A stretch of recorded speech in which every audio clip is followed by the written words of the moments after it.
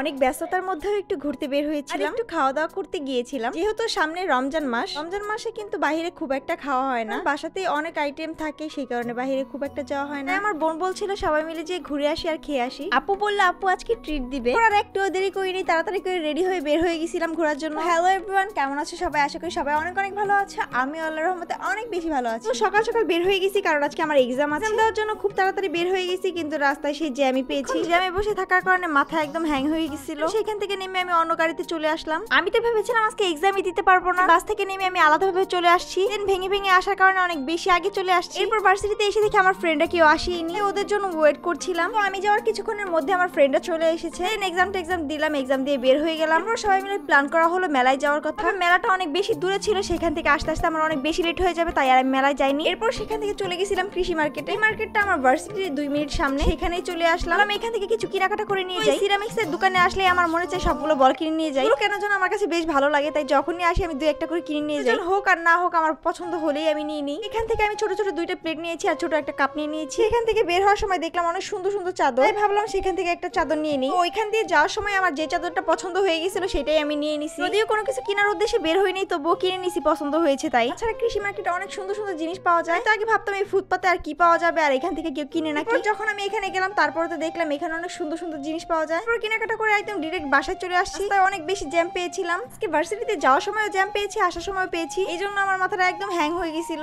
খাঁটি দুধ দিয়ে কড়া লিগার দিয়ে একটা চা বানিয়ে নিলাম, ওর চা দিয়ে কেক দিয়ে খাচ্ছিলাম। কিছু খাবো না, হালকা নাস্তা করবো, একটু পরে ঘুরতে যাবো, তাই ঘুরতে যেতে অনেক খাওয়া দাওয়া করবো, তাই আর বাসায় ভারী খাবার খাইনি। রেডি টেডি হয়ে বের হয়ে গেছি ঘোরার জন্য, মূলত খাওয়ার জন্যই বের হয়েছি, যেহেতু সামনে রমজান মাস, তাই ভাবলাম যে ঈদগাহ মাঠে গিয়ে খেয়ে আসি। সবাই মিলে তাড়াতাড়ি করে রেডি হয়ে গেলাম। এর মধ্যে আমি একদম ব্যাগটা গুছিয়ে রেডি হয়ে গেছি, কারণ সেখান থেকে আমি আরেক জায়গায় যাবো। এটা আমার বোনের মেয়ে, সবাই মাশাআল্লাহ অবশ্যই বলবে। রাস্তায় এসে আমরা অনেকক্ষণ ওয়েট করছিলাম, কোনো রিকশাই পাচ্ছিলাম না। অনেকক্ষণ পরে একটা রিকশা আসলো, তারপরে সেখানে উঠে আমরা চলে আসলাম। আর পল্লী বিদ্যুতে এসে প্রথমে আমরা চলে গেলাম চাপড়ি খেতে, কারণ চাপড়ি খেতে আমার অনেক বেশি ভালো লাগে, এটা আমার অনেক বেশি পছন্দ। আর এই দোকানের স্পেশাল যেটা সেটা হচ্ছে মুগ ডাল, অনেক বেশি মজা হয়, যেটা চাপড়ির সাথে খেতে অনেক বেশি ভালো লাগে। সবকিছু আমি একবারই নিয়ে নিচ্ছিলাম যাতে বারবার করে না আসতে হয়। এখান থেকে আমি দেখে দেখি ভর্তা নিচ্ছিলাম, কারণ অকারণে কোনো ভর্তা নিয়ে নিলে সেটা খেতে পারবো না, শুধু শুধু নষ্ট হবে, তাই বেছে বেছে যেটা আমার পছন্দ সেটাই নিয়ে নিচ্ছিলাম। আর চাপড়ির সাথে প্রথমে মুগ ডাল নিয়ে একদম মুখে পড়ে নিলাম, ওয়াও ছিল, জাস্ট ওয়াও। মুগ ডাল দিয়ে চাপড়ি খেতে অনেক বেশি ভালো লাগে। এছাড়া কেন জানি ভর্তাগুলো আজকে অনেক বেশি মজা হয়েছিল, মজায় মজায় আমি 3-4টা চাপড়ি একাই খেয়ে ফেলছি। চাপড়ি খাওয়া শেষে আমার পেট একদম ফুল হয়ে গেছিল, দেখে ভাবছিলাম এরপর কি খাওয়া যায়। চাপড়ি টাপড়ি খাওয়ার পরে সেখান থেকে চলে গেছি সরাসরি বার্গারের দোকানে। 3টা চাপড়ি খাওয়ার পরে আর খেতে পারছিলাম না, তারপর আমার অর্ধেক চাপড়ি নষ্ট হয়ে গেছিল।